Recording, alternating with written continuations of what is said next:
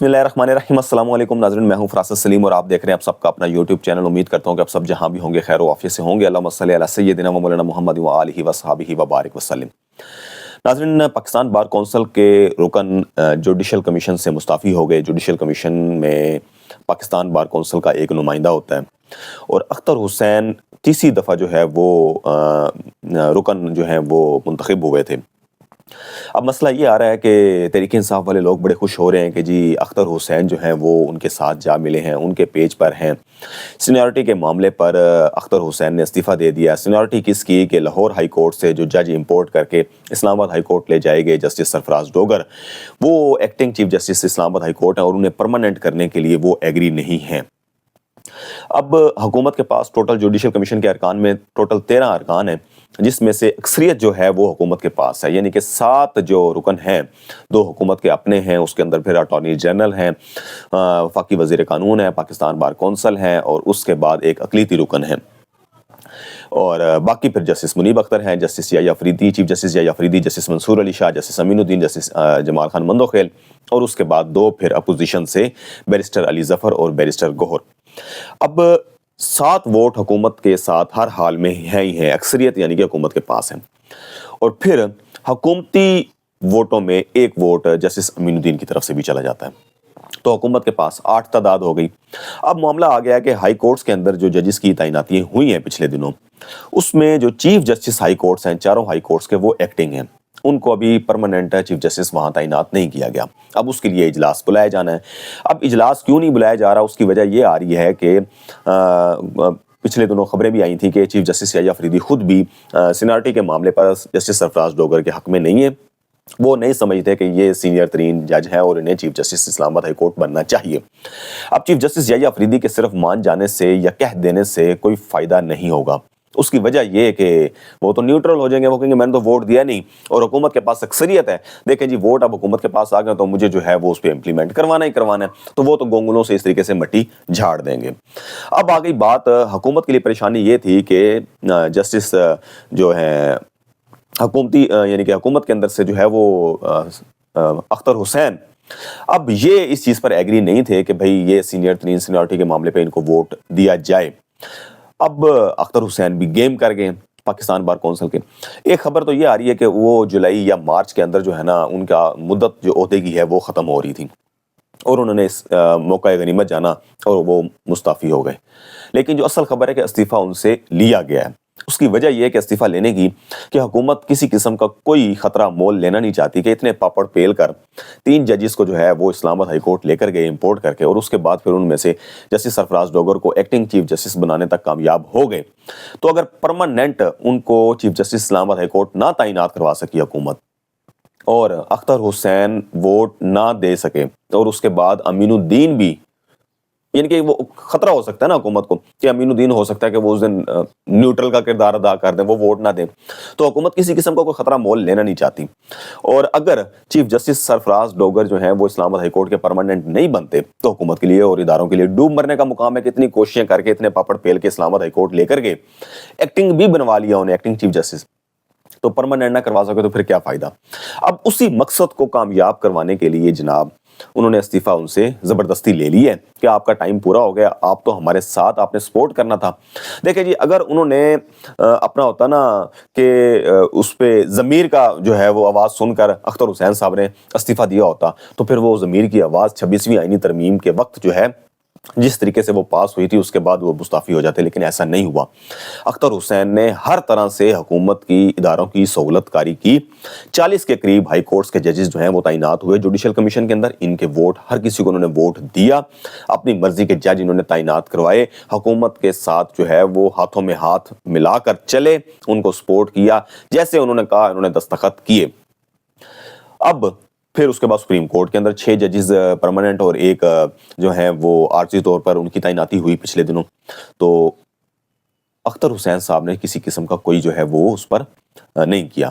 اب انہوں نے کہا کہ ٹھیک ہے یار، جولائی میں بھی میری یا جولائی یا مارچ میں میری عہدہ مدت ختم ہو رہی ہے، اگر حکومت کہہ رہی ہے مجھ سے تو میں ذرا اس پہ ایک کھیل کھیل دوں کہ میں جو ہے نا وہ سمجھ لوں کہ میں کہہ دوں گا کہ دیکھیں جی میرے ضمیر نے نہیں مانا سینیورٹی کے معاملے پر، تو میں مستعفی ہو کے جا رہا ہوں۔ اب حکومت کیا کر رہی ہے؟ حکومت جو نام فلوٹ ہو رہا ہے وہ ہو رہا ہے احسن بون صاحب کا. تو احسن بون صاحب اعظم نذیر تارڑ کے بہت قریب ہیں, نون لیگ کے بہت ہیں, اور اعظم نذیر تارڑ 2.5-3 سالوں سے جس طریقے سے پاکستان بار کونسل کو چلا رہے ہیں, سپریم کورٹ بار ایسوسیشن کو چلا رہے ہیں, جس طریقے سے اربوں روپے کے سمجھ لیں کہ آپ فنڈز جاری کیے گئے بار کونسلز کو, اور اس کے بعد پھر ڈی ایچ اے کے اندر پلاٹ دیے گئے, پھر پاکستان بار کونسل کے اندر حکومت کی نمائندگی, ان کی جیت ہونا, سپریم کورٹ بار ایسوسیشن کے اندر حکومت کی جو ہے وہ جیت کا ہونا, تو یہ اب چیزیں جو ہیں وہ حکومت کے کنٹرول میں پوری کی پوری. اب احسن بون کو لے کر جائیں گے تو احسن بون کس کو ووٹ دیں گے؟ تو حکومت کو. تو احسن بون تو ہے ہی انہی کے نمائندے. تو اس طریقے سے جو احسن بون صاحب کا نام فلوٹ ہو رہا ہے, احسن بون صاحب جوڈیشل کمیشن کے رکن بن جائیں گے. پھر چیف جسٹس یحییٰ فریدی صاحب کیا کریں گے؟ جوڈیشل کمیشن کا اجلاس بلا لیں گے, اور اجلاس بلانے کے بعد جو چاروں ہائی کورٹس کے اندر, اور بالخصوص جو معاملہ چل رہا ہے اسلام آباد ہائی کورٹ کا, تو اس کے اندر پھر اکثریت پھر حکومت کی آ جائے گی 7 ووٹ, اور اگر امین الدین نے دے دیا تو 8 ووٹ حکومت کے پاس ہوں گے. امین الدین دیتے ہیں ووٹ, نہیں دیتے, حکومت کے پاس 7 ووٹ آ جائیں گے.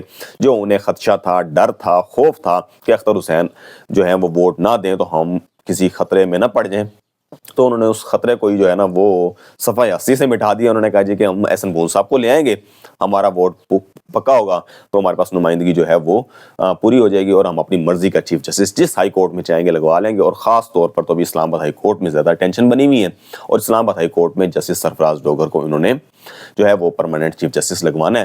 سینیورٹی کا معاملہ جائے بھاڑ میں, وہ جب درخواست لگے گی اس پہ سماعت ہوگی تو وہ بھی آئینی بینچ نے سننی ہے, تو دیکھتے ہیں کیا کرتے ہیں. آئینی بینچ سے بھی 11-12 سوالات جو ہیں وہ 5 ججز نے پوچھے ہوئے ہیں, اور دیکھتے ہیں کہ وہ اس سماعت میں کیا ہوتا ہے. اب چلتے ہیں ناظرین دوسری طرف کے سپریم کورٹ کے بعد معاملہ چلا جاتا ہے لمز یونیورسٹی میں. لمز یونیورسٹی کے اندر پچھلے دنوں جو D J S P R Ahmed Sharif صاحب گئے تھے, اور انہوں نے سوالوں کے جواب دیے, بقول ان کے جو صحافی تھے جو ان کو کہتے تھے کہ جی یہ جو ہے نا وہ ان سے بڑے سخت سوالات کیے گئے, اور اس کے بعد جو ہے پھر جو ہے انہوں نے بڑے مطمئن طریقے سے آئی ایس پی آر نے جواب دیا سوالوں کا. تو ناظرین میں نے پچھلے دنوں ویڈیو اس لیے نہیں کر سکا تھا, میں ایک تو میں نے معلومات لی ہیں کیونکہ 3 سال میں وہاں لمز میں نے جاب کی ہے, تو ایک مینجمنٹ کے ایک اچھی ایگزیکٹو اتھارٹی کے پرسن سے میری بات ہوئی, تو ان سے میں نے پوچھا کہ کیا وجہ بنی. انہوں نے کہا جی کہ اول تو یہ ہے کہ لا اسٹوڈنٹ کی سوسائٹی ہے, انہوں نے انوائٹ کیا تھا آئی ایس پی آر کو. تو جیسے ہی اب کیونکہ اسٹوڈنٹ کی جو سوسائٹی ہوتی ہے نا وہ 15-20 اس کے اندر ممبر ہوتے ہیں, تو انہوں نے جب کیا تو لا اسٹوڈنٹس ہی جو ہیں وہ اپنی سوسائٹی کے خلاف ہو گئے, اور انہوں نے کمپلینس درج کروانا شروع کر دیں واٹس ایپ گروپس کے اندر. 400 سے لے کر پہلے دن 400 کمپلینس گئیں کہ ہم بائیکاٹ کریں گے, کسی صورت ان کو بلایا نہ جائے. اور پھر تیسرے دن تک جو ہے وہ 1000 کے قریب جو میسیجز جو ہیں لا اسٹوڈنٹس کی طرف سے وہ اس گروپ میں چلے گئے کہ آپ انہیں نہ بلائیں, انوائٹ نہ کریں, ہم اس کا بائیکاٹ کریں گے D J S P are کا. خیر جو بھی معاملہ ہوا, انتظامیہ نے, کمیٹی نے, جو بھی ہوا, ایک اور پھر ذرائع سے میں نے جب خبر پتہ کی تو انہوں نے کہا جی کہ آئی ایس پی آر کی طرف سے کہا گیا تھا کہ ہمیں ایونٹ آرگنائز کرنا ہے یہاں, تو ہم آ رہے ہیں. یہ دوسرے ذرائع سے لمز کے اندر سے ہی مجھے پتہ چلا. خیر جو بھی ہوا, اسٹوڈنٹس نے رجسٹریشن اپنی نہیں کروائی, کیونکہ آئی ایس پی آر جب بھی جاتے ہیں تو وہ رجسٹریشن ہوتی ہے کہ کون سے اسٹوڈنٹس ہوں گے اور ان کے سوالات کیا ہوں گے کیا نہیں ہوں گے. جب رجسٹریشن نہیں ہوئی تو جو اسٹوڈنٹس افیئر کمیٹی کے ڈین ہیں ڈاکٹر عدنان, انہوں نے بڑی مشکل سے ریکویسٹ کر کے کچھ نیوٹرل اسٹوڈنٹس سے فارم فل کروائے, اور وہ 20 سے 25 اسٹوڈنٹس بتائے جا رہے ہیں کہ ان اسٹوڈنٹس کو بٹھایا گیا. پہلے تو ایک بڑے آڈیٹوریم کے اندر جو ہے وہ ایک ہونا تھا کویسچن آنسر کا سیشن, لیکن وہ جب اسٹوڈنٹس کی تعداد اتنی نہیں ہوئی تو پھر انہیں چھوٹے کلاس روم کے اندر لے جایا گیا. چھوٹی کلاس روم کے اندر جو ہے وہ سیشن منعقد کروایا گیا, اور جو ڈاکٹر عدنان ڈین اسٹوڈنٹس افیئر کمیٹی, ان کی ریکویسٹ پر 20 سے 25 اسٹوڈنٹس آئے, اور باقی سٹاف کو جو ہے وہ بٹھایا گیا, ایڈمنسٹریشن کے سٹاف کو بٹھایا گیا, کوئی فیکلٹی ممبران کو بٹھایا گیا, تب جا کے یہ ہوا. اچھا اب مجھے ایک جو وہاں سے پتہ چلا کہ پہلا سوال جو ہوا, پہلا یا غالباً دوسرا سوالات تو مختلف ہوئے ہیں, 26ویں آئینی ترمیم پر بھی ہوئے ہیں, ملک کے اندر آزادی کے حوالے سے بھی ہوئے ہیں, میڈیا کے حوالے سے بھی ہوئے ہیں, لیکن جو ایک سوال وہاں ہوا ہے پہلا یا دوسرا, ایم بی اے کے فرسٹ ایئر کے اسٹوڈنٹ ہیں, انہوں نے سوال کیا. انہوں نے کہا جی کہ ایک سابق وزیر اعظم, نام نہیں لیا, انہوں نے کہا سابق وزیر اعظم پر اگر قاتلانہ حملہ ہوتا ہے اور وہ کسی کیپٹن یا میجر کا کہتا ہے کہ ایف آئی آر کے اندر اس کو نامزد کیا جائے تو اس کی ایف آئی آر نہیں کاٹی جاتی. تو D J S P R صاحب آپ بتائیے کہ آپ کے اوپر قانون نافذ نہیں ہوتا, قانون لاگو نہیں ہوتا, ایف آئی آر نہیں کٹتی, تو مجھے پتہ چلا کہ اس کا سوال جو ہے وہ زومینی جواب دیا گیا اس سوال کا. خیر 26ویں آئینی ترمیم پر بھی سوالات ہوئے. پھر 1 گھنٹے سے کم سیشن ہوا اور باہر نعرے بازی ہوئی, بینر لگائے ہوئے تھے. پھر ایک پروپیگنڈا کیا گیا کہ تحریک انصاف کے جو ہیں وہ مخصوص لوگ جو ہیں وہاں گئے اور انہوں نے پروٹیسٹ کیا. اول تو یہ ہے کہ لمس کے اندر اتنی سیکیورٹی سخت ہوتی ہے کہ جب کوئی ایسا ایونٹ ہوتا ہے, عام دنوں کے اندر بھی اگر کوئی آپ اندر جاب کر رہے ہیں تو آپ سے کوئی ملنے آیا ہے تو آپ نے گیٹ کے اوپر پہلے لکھوانا ہے کہ یہ اس نام کا جو بندہ وہ مجھ سے ملنے آئے گا, اتنے بجے آئے گا. پھر جس وقت وہ بندہ پہنچتا ہے اس کے بعد جا کے جناب اس کو پھر کال کی جاتی ہے اور اس کو ریسیو کرنے کے لیے یا اسے اس کے پاس بھیجا جاتا ہے. تو یہ 3 دن سے تیاری ہو رہی تھی اور جس دن ایونٹ تھا اس دن مکمل طور پر جو ہے وہ یونیورسٹی ایک قسم کی سیل تھی, یہاں تک کہ کیفیٹیریا جو تھے وہ بھی بند کر دیے گئے. تو وہ میری ایک اور ذرائع سے, تیسرے ذرائع سے جو ہے وہ رابطہ ہوا. میں نے کہا کیفیٹیریا جو ہے انہوں نے ایک بڑی جو ہے نا وہ ایک ہنس کر بات کی. انہوں نے کہا جی کہ ہم کیفیٹیریا میں کچھ کھانے پینے کے لیے گئے تو پتہ چلا کیفیٹیریا بند ہے. ہم نے کہا کیا وجہ؟ انہوں نے کہا جی D G I S P R صاحب آ رہے ہیں آج. انہوں نے کہا تو D G I S P R صاحب آ رہے ہیں تو کیفیٹیریا سے کیا تعلق ہے؟ تو انہوں نے کہا جی پتہ چلا کہ اسٹوڈنٹس جو ہے نا وہ پانی کی بوتلیں اکٹھی کر رہے تھے. تو وہ سمجھ آئے پانی کی بوتلیں کیوں اکٹھی کر رہے تھے. خیر وہ ایک مینجمنٹ کو پریشانی ہو گئی تھی کہ کچھ انہونی نہ ہو جائے تو انہوں نے کیفیٹیریا ہی کلوز کر دیا. تو جہاں اتنی سختی ہو تو وہاں کیسے سے کوئی ایک خاص جو ہے وہ اپنے ایجنڈے میں کامیاب ہو سکتا ہے کہ تحریک انصاف کے جو ہیں وہ خاص کارکنان جو ہیں. ہاں اسٹوڈنٹس نے بائیکاٹ کیا, مکمل طور پر بائیکاٹ کیا اور 4 سے 5 ٹولیاں بنی جنہوں نے اسٹوڈنٹس نے پروٹیسٹ کیا. اب یہ مینجمنٹ کا کام بنتا تھا کہ جب مینجمنٹ کو پتا تھا, لمز انتظامیہ کو پتا تھا کہ اسٹوڈنٹس جو ہیں وہ بائیکاٹ کر رہے ہیں, انہوں نے کہا جی کہ ہم نہیں سننا چاہتے ان کو, تو لمز انتظامیہ ان سے ایکسکیوز کر لیتی, D G I S P R صاحب کو آنے ہی نہ دیتی, انہیں منع کر دیتی کہ یہ صورتحال بنی ہوئی ہے تو کوئی مسئلہ نہ بن جائے آپ کے لیے. خیر اب وہ بہتر سمجھتے ہیں. لیکن اس کی دوسری طرف جو ہے وہ میں یہ بھی کہنا چاہوں گا, اچھا پروپیگنڈا اب یہ ہو رہا ہے کہ جی اسٹوڈنٹس جو احتجاج کر رہے تھے 15 سے 20 ان کو احتجاج اول 15 سے 20 تھے نہیں, اس سے زیادہ تعداد میں تھے اور اتنے زیادہ بھی نہیں تھے کہ آپ کہہ سکیں کہ پوری یونیورسٹی اکٹھی ہو گئی ہے. تو ان کو اٹھا لیا گیا جی آئی ایس پی آر کی طرف سے. تو ایسا ہرگز نہیں ہے, کسی اسٹوڈنٹس کو جو ہے وہ گرفتار نہیں کیا گیا, کسی اسٹوڈنٹ کو اٹھایا نہیں گیا.